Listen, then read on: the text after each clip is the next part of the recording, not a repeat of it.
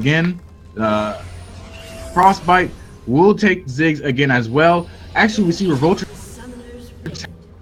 to avoid the jungle invade, but I'll try and finish pretty much Revoltrix and Monster Energy in this bot lane with the Ashe and the Lulu Sticks. What are you looking for out of these two teams this game?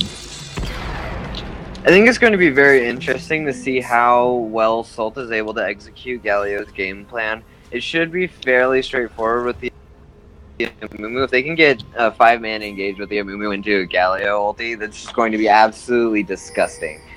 It really takes a little bit of work to make Galio function properly within a team composition, though. So I'm interested to see how well that goes. An early game lane bully might give Galio a little bit of a run for his money, pressure him extremely hard early game, and also one of Tuba's very strong champions. They chose to not ban the Renekton in this game, instead going for the Karthus, giving Tuba really one of his better solo queue champions that he's been spamming for quite a while, and I'm curious to see whether him on one of his better champions shows an even more domineering performance than what he showed on Gragas last game. Now, interestingly, Zilean tends to be in compositions that have hyperscalers. Lucian is not a hyperscaler, but he is a hyper carry if he gets ahead. So we will have to see how that dynamic ends up playing out. Also, Rixie is a very good Lucian. Revoltrix is on one of his main champions in Ashe. It's going to be a very interesting game, and I hope to see how all of these lanes play out, because it's really going to come down to, again, individual play. I don't think that there's one team composition that's really favored over the other, at least just on paper.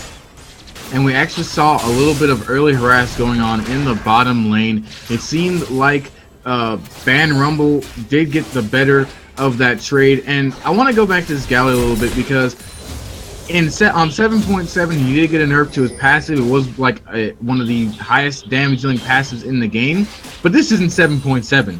We are still on 7.6 in this game, and so Galio's passive, where every time you hit oh wow, that damage coming out from Big Red, he actually flashes forward, but he won't find the kill. Revoltrix could try and find a turnaround kill. The Ranger's focus coming through, the exhaust coming through on Rixie as well, and a heal and a flash out of Rixie. This Lucian, a lot of action in bot lane, a lot of sums burned. Actually, about 7 out of the 8 sums in bot lane burned just for no kills. This is 323. I'm at 326. We see Dragonite actually come in. He lands the bandage toss. The Despair will help Revoltrix get that first blood going toward Toon World onto the Revoltrix. And that's got to be a relief for this bottom lane. A lane that somewhat suffered last game, being able to get an early lead right now. Yeah, you see the sort of Achilles heel of Red coming out. He's very good at being this very aggressive player, this dominating presence in the bot lane. But it can also bite him in the butt when he starts to get a little bit too aggressive in his positioning. He takes a little bit too heavy of a trade. He tends to play these casters that are very easy to punish, especially with something that is as sticky and has enough damage over time as an Ashe Lulu. So look to see if that dynamic continues moving forward in this lane phase. And that's especially important. Oh, we see Tuba going low to the Galio. Can Galio finish the kill? Does he have Q up? Does he have the mana for it? I believe he does not. Renekton will get away. He didn't have the mana to finish it off. Ivern coming in for a little bit of deep warding. We actually see Ziggs get the kill against Gelati's Zilean with a little bit of help from Amumu. And this is kind of the junk performance we wanted to see out of Dragonite in the first game. A lot more proactive, a lot more aggressive, playing as if it is his best champion in his champion pool. I don't even have enough time to talk about the intricacies of the game, because there's so much action going on. But you can bet, as I was trying to say before, that this bottom lane pressure for Toon World is something they want, given that Infernal Drake is the first Drake they have. Miro Quavos might actually go down. He does go down to Frostbite. That's 3-0 for Toon World already, and what a great start for them after such an abysmal game last game. And a blue buff on Frostbite early. Oh my gosh, just total domination with that blue buff comes out from Ziggs when he's just able to consistently lay pressure before Gelati has enough mana to really pressure him back. If you see another blue buff donated over to Frostbite on the next rotation for Dragonite, he's And just that's a dead Gelati. Oh my goodness, we saw the combo last game. It comes out again. The bandage toss into the Mega Inferno bomb. And, I mean, level you think... 6 spikes. Yeah, it happened the last game too. As soon as level 6 came across, they hit the bandage toss with a Mega Inferno bomb. You would think that Gelati might see it coming this game, but apparently not. He was pushed up extremely far. Probably thought he was safe. I believe they saw Mumu toward the top side though, so you can only assume that if he doesn't come and hit top immediately, he's coming toward your lane. We see a little bit of harass in the bot lane. Rixie and Big Bad Red laying down some damage, but not much else. Ivern will start making his way toward this bot lane, however. Monster Energy did get caught in the grass root. The root collar coming in afterwards, trying to clear wards. The flash comes out from Monster, and that's another crucial summoner spell coming out from this bot lane. I think that for Ben Rumble, we're going to see a lot more of this pressure coming from the bot side to try and get the solution ahead. But right now, Frostbite just has all the priority in the world that he could ever want in this mid lane. Blue buff's about to spawn. Curious whether Dragonite's going to get that over. As I said, I think that getting it over to the Ziggs, even as mana hungry as Amumu can be in the early game, is going to be And well, we almost saw a kill go down in the bottom lane. That should pressure out Toon World's bot lane. Revoltrix popping all his health pots, trying to stay alive. Rixie looking for the relentless pursuit, maybe to get the double auto attack passive off to get the kill, but he won't get it. I think you can finish your explanation. There is not much going on right now, just a lot of trading back and forth as we prepare for this first Infernal Drake. Well, my point was sort of made moot by the fact that Dragonite just took the blue buff anyways. Frostbite's really not needing the blue buff to pressure Gelati at the moment. Gelati just now popped 6. Frostbite has a full almost level and a half on him just as far as XP goes. Despite the CS differential not being that large, Frostbite is extremely far ahead. And we actually saw Dragonite popping his flash, trying to land the bandage toss. Maybe a bandage toss into... Oh wait, the bot lane isn't even level 5 yet. I don't know how much that was going to accomplish getting that gank off. Now that's a crucial flash being down on the jungler as he goes back into his jungle. Ivern invading, clearing out. Now that they actually got vision onto the Amumu, he immediately went and took the red and is moving top lane for a gank. But Galio is extremely hard to gank with the taunt and his ability to get out with the dash. And Dragonite level 99, now that Ivern revealed himself in top lane, will move down and take this first Infernal Drake of the game. And this is one of the things that we were talking about last game. Their lack of decisiveness, their inability to be on top of these macro decisions, which is really what Dragonite's been showing in this first 8 minutes of the game. He knows where he's supposed to be. He knows how he's supposed to be coordinating his team, and just taking the free fire dragon there is a huge boon for them as far as getting the tempo of this game continuing in their favor. Especially with this Ziggs, a champion known, as we saw last game, for a lot of high burst damage. This Infernal Drink will only help him get even farther ahead as he continues to pressure Gelati in this lane. We see Amumu making it invade into Ivern's jungle, taking Raptors, and Toon World just has so much pressure right now in this game. It's hard to see them giving it up before the mid-game transition. It would take a major mistake or a really good play, maybe a 4-man dive in bot lane. We see the bandage toss actually miss. The arrow does land on the Rixie, and the Crash Stab movie comes out. That will be a kill, however, in favor of Toon World. The Wild Growth comes out to pop up Rixie. The Ranger's focus, doing tons of damage, and now will be another kill on Revoltrix for this bot lane. It is 6-0 in favor of Toon World in a completely different team than what we saw last game. And just think of what would have happened if he hadn't goalposted those.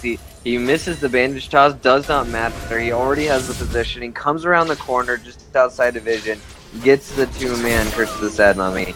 Just insane amount of damage that comes out of Amumu. And just think, this is before he got buffed. And we see just how much pressure that now puts on the Ben Rumble. The Ivern has to come bot lane and try and hold the wave, which allows Amumu and other lanes, once they see that, to try and get pressure of their own. We see this Ziggs at 3-0 and this Ashe at 2-0. Ashe once again going for the Bork build. It's really popular right now, and the Ziggs already has his lost chapter, while Zillion only has a double Dorns. It's not looking too good. Lucian has finally caught up and got his own Cutlass.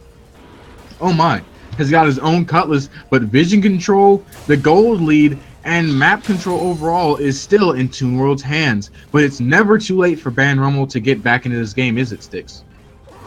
No, it's not, and they have a composition that is really built for playmaking. Gelati's going to allow Rixie to go off and try to make some more of these risky plays, but they have to make those opportunities happen for themselves. We have to keep in mind the scaling of both of these compositions, and the fact that on Toon World's side, they have a much harder scaling composition. Now, don't get me wrong, during the mid-game, the goal differences really aren't going to matter that much. It's just that once you get to a point that Ashe has 4 items and Lucian has 4 items, Ashe is going to be considerably more useful because of her role as a utility AD carry.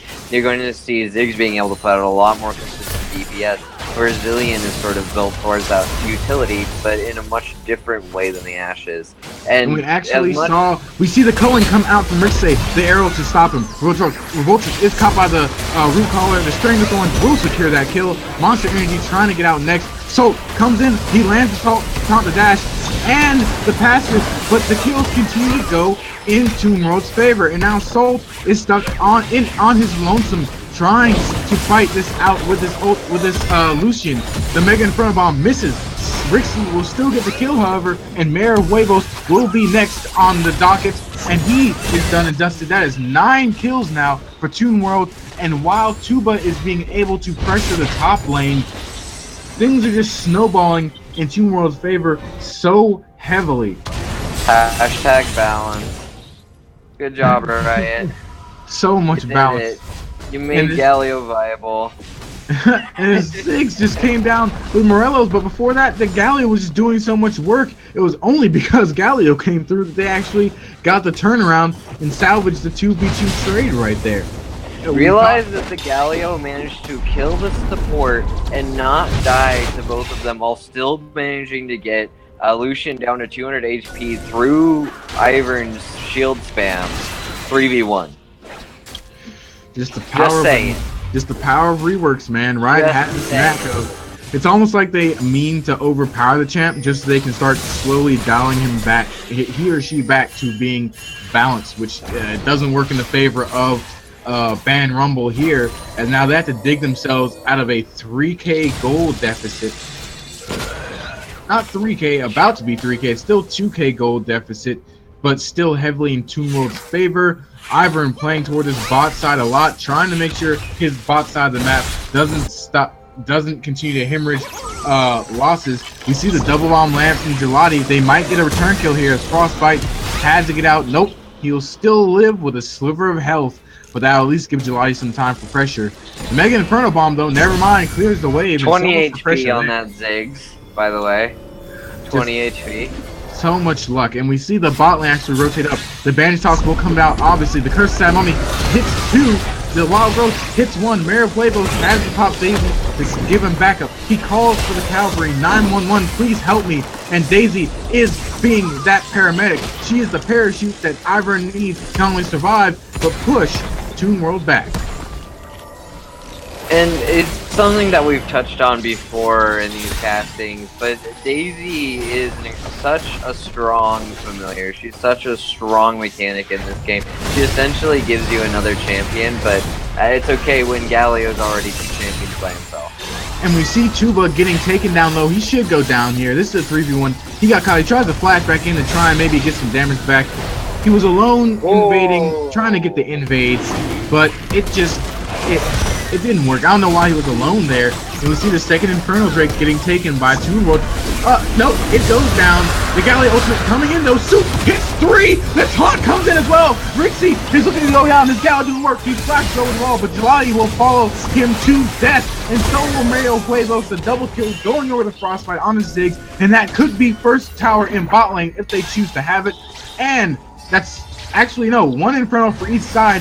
The steal did come through for Mayor Huevos, but we'll just have to see the advantage. I don't see where the advantage came out. Yes, you get the Infernal Drake, but then you have 4 here. The Mega Inferno Bomb will come out to zone them off. Tuba TP's down to try and save this turret, but the taunt will land. The shields from Soul come in. He's so powerful. Big Bad Red trying to do as much as he can, but they will at least force them off the turret as Zillion TP's down as well. But like I was saying, a steal of the Inferno Drake, that's always good and all, but wait, will Salt be caught out? He lands a taunt. He gets hit by the double bomb. He's Galio. This might be a turnaround. He's a big rock man. No. He's a big rock man. He doesn't care. Yeah, he's a big rock man. You know, it's going to be very interesting moving through this mid game to see how much more influential Galio can be as opposed to Renekton. As Renekton's big prowess is in the laning phase, and Salt got to sort of circumvent that entire point in Tuba's power spike. So it'll be interesting to see how things progress. And you see a rotation coming out mid lane now. This is really telegraphed though, because he's being forward. Frostbite should just be able to get out. Yep, and I believe he probably popped the satchel charge to get the kill on the turret, and he gets out. But I think a crucial point is that balance always. I think a crucial point is though that the goal lead is only 3,000, and while the kill lead is 12-3, 9 in favor of Toon World, that first brick for Ban Rumble does help a lot. It does mitigate some of the losses they've sustained. And another thing to note is that a lot of the kills and a lot of the gold is on this Ziggs. But as soon as this Ziggs goes down in team fights, there's not much to follow up. There's the Ashe, I suppose, but that's sustained, like you said in the last game, long damage dealt over time, and as long as they can get onto the back line for Ban Rumble with this Renekton or this Lucian, that could be how they get themselves back into this game. But how does Ban Rumble get into the backline with this composition? Right? It's going to be very difficult for him to get on top of this, like to get on top of this Ashe with a bodyguarding Galio and a bodyguarding Mumu. I think they're going to end up trying to... They're going to have to find fights 5v4. They're going to have to utilize vision. They're going to have to do things that aren't just straight up team fights, because I don't think that there's a way for them to really punish them within a 5v5 unless Toon World makes a serious mistake. Mistakes indeed. We'll see them push down this mid lane turn. Gelati gets hit with the crystalline arrow. They're trying to wear him down, but it won't work. I believe he didn't actually have to flash. He just sped himself up and out of that with the time wind. And now the rotations are coming through the jungle. I think they want this top lane turn. Vultures will get caught out, however. The double bomb will spell his doom. The String of Thorns came through to help secure the kill, but that's much needed for Ban Rumble. The root collar can't land. The Trigger Steed looking for more. Mayor Playbox gets caught, however. That's a Mega Inferno Bomb taking down two. Oh my goodness. Oh no, Gelati actually lives. He used the Chrono Shift to save his life. Tuba trying to chase down people, trying to salvage this team fight. The Galio ultimate actually will come down, doesn't catch anyone. Gelati gets hit with the bandage toss and the smite. The despair coming through. The flash from Dragon Knight in level 99, and that will be the kill. Tuba trying to follow, trying to salvage something, and he will get the trade kill back. And he's actually chasing down this Galio and this Lulu. I don't think it's advised though, and he will back off. Rixie will get the turret in top lane as a trade. All things considered, that actually came out pretty well for Ban Rumble. What started out as a sloppy rotations for Voltrix, though, got turned around into 3 kills. It is important to mention, though, that the Lucian got a 30 CS lead off of that, which I'm not sure how much of that had accrued before that point, but he also got the tier 2 tower in bot lane. So, all things considered, they broke about even in gold.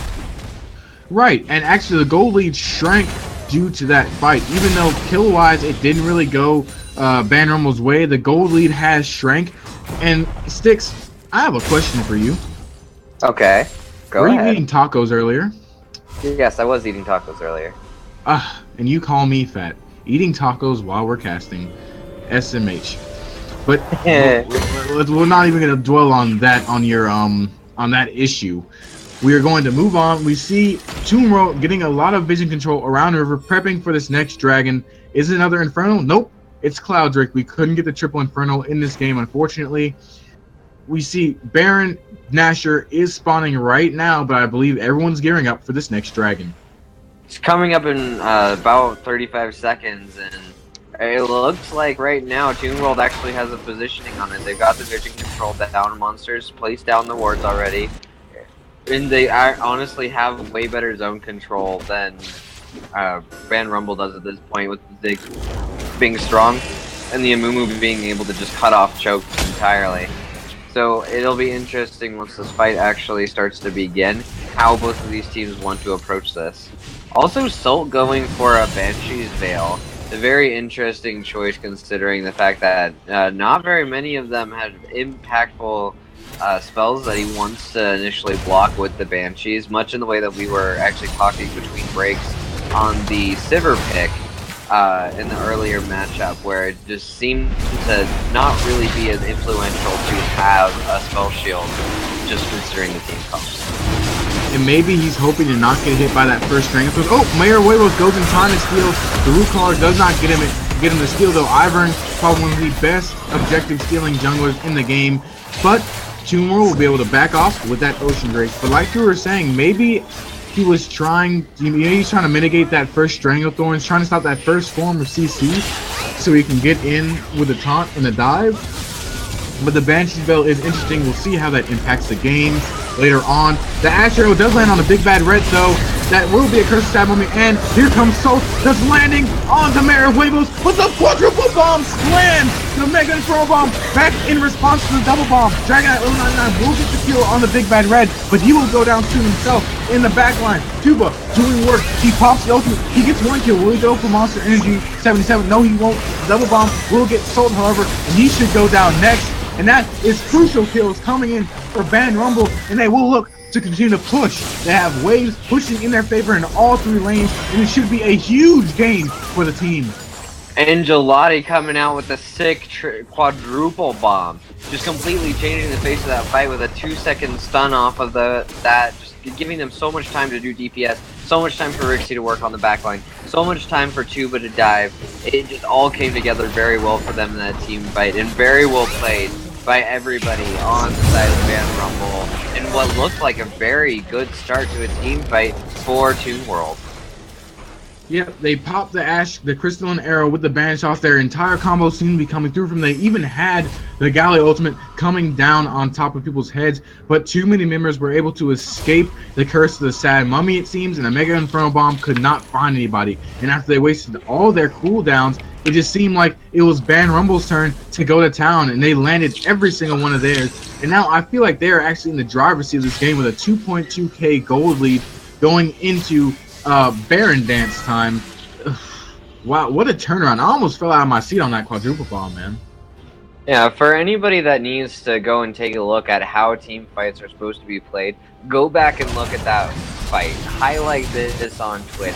Figure it out, because that was a really good example of how two teams can do seemingly what they're supposed to be doing, but the layered CC is so influential in there. That comes down to a lot of team fighting prowess from individual players, but also communication from individual players, and it's something that we should try and preach here at Advantage, to be able to look at those situations and be able to learn from them what we can.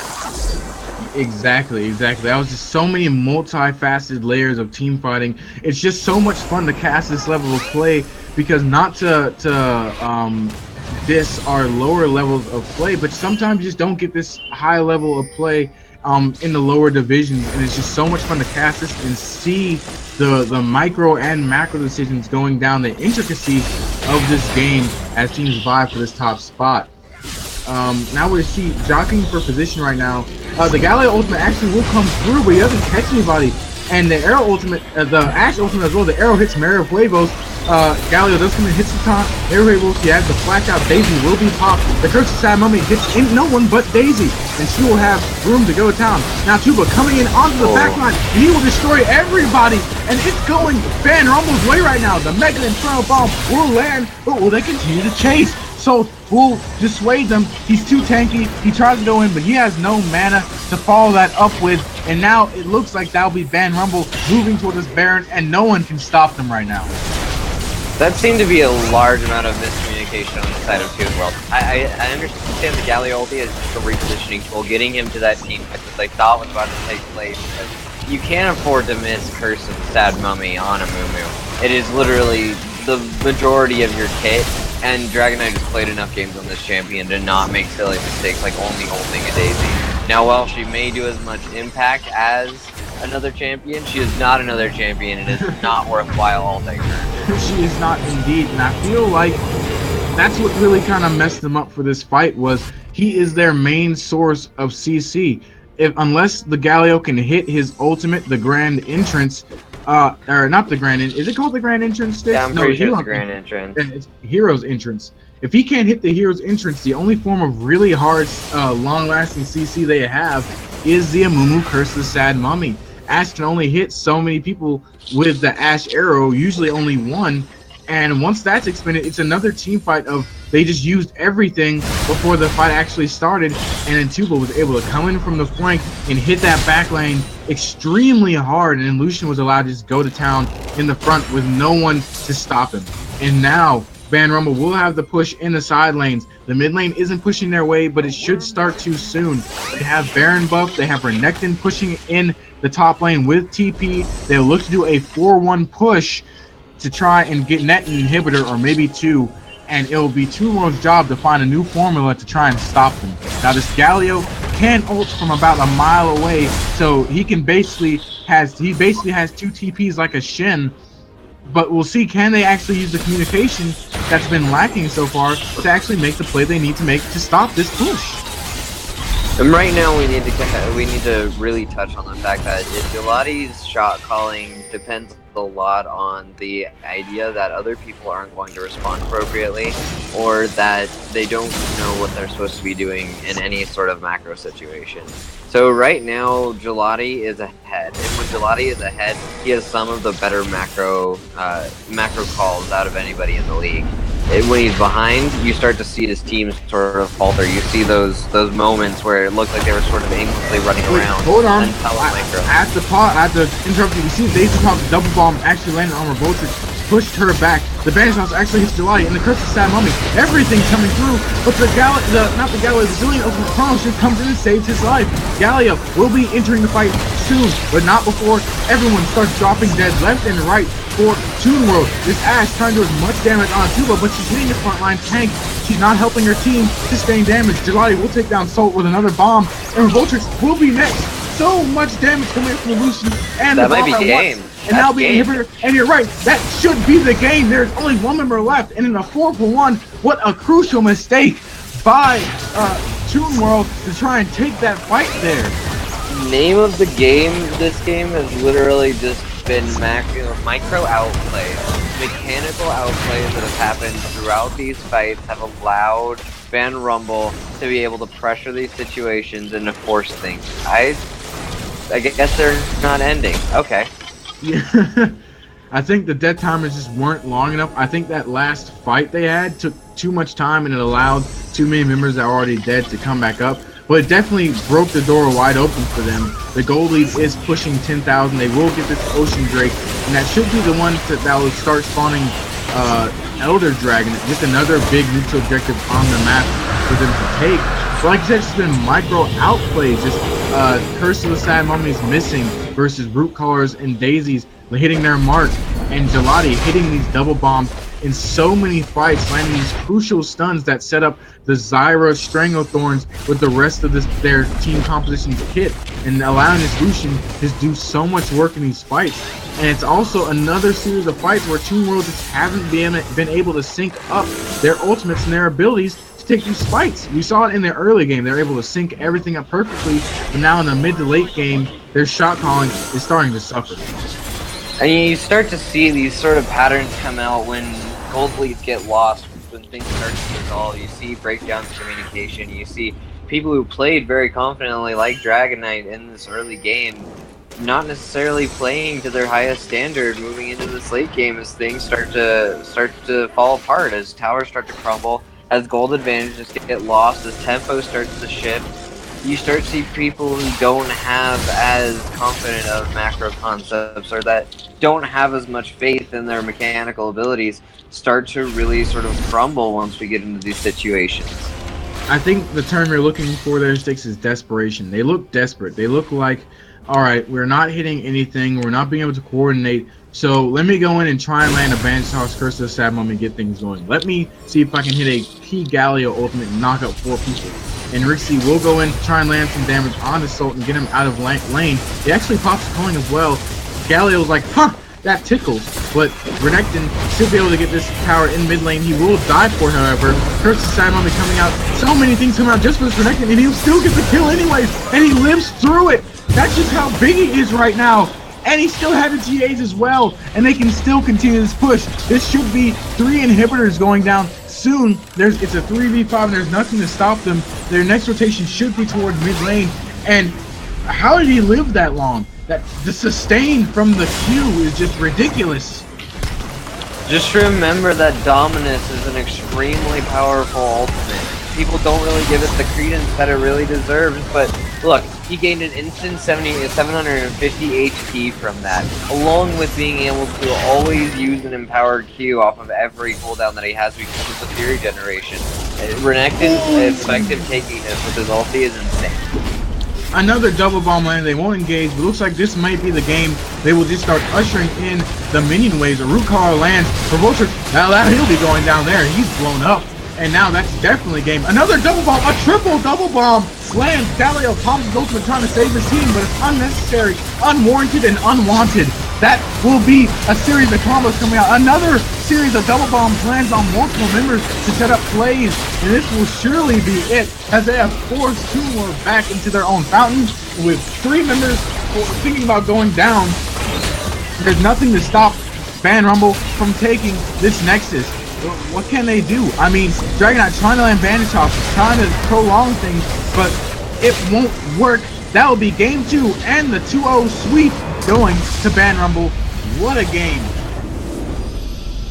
Some things to highlight. Rixie started that game out 0-2 and ended up 8-2. He was godlike by the end of that game, which is the 8-kill streak marker, right? So, very well played by him moving through this game. Also, notice the fact that Renekton was set behind early. It's now up 75 CS. Do you ask why he was so big? Well, it's because he had almost all the items that he could ever want in the world. Not to mention the Dominus passive. Ivern just being able to enable these people, and Gelati hitting so many crucial double bombs really enabled them to pull that back from what was looking like a really grim situation for them. I think we had to give Gelati the player of the game that game. He landed so many multiple double bombs that set up a lot of what Ban Rumble wanted to do for their plays. Triple bombs, the quadruple bomb we saw earlier, and so many double bombs, and that just allowed them to get back in the game and then snowball the lead once they got there. Yeah, I mean, really the turning point of this game was that quadruple bomb, that game changer, the moment where they managed to get a near ace and take so many towers and objectives that they swung back the gold from being down 2k to up 1k. Just insane. It's a tilter, all right. It's like, oh, it hurts. Like I hurt when I saw the bomb. I almost fell out of my chest. Would have hurt, but I really hurt for them. But looking at the Vantage League Galactic Division standings, after this past week's games, we only were able to cast 2 of the possible, I think 3 or 4 series that happened this past week. It's sitting Repot Maokai sitting at 2-0, Team Rocket at 1-0-1. Resart Team Rocket members, we will get to your games next week. You will be the first ones we cast, I guarantee it. Ban Rumble is sitting at 1-1-0 with the loss. Toon World 1-0-1-1. Zero Trick Ponies and Bear Dogs all sitting tied for that 4th spot with 1 loss and 1 draw. Because of a draw over a loss, that is why Team Rocket is at 2nd place. But that'll wrap it up for our stream tonight, Sticks. It was fun casting with you, man, and we look forward to casting so much more Galactic Division action.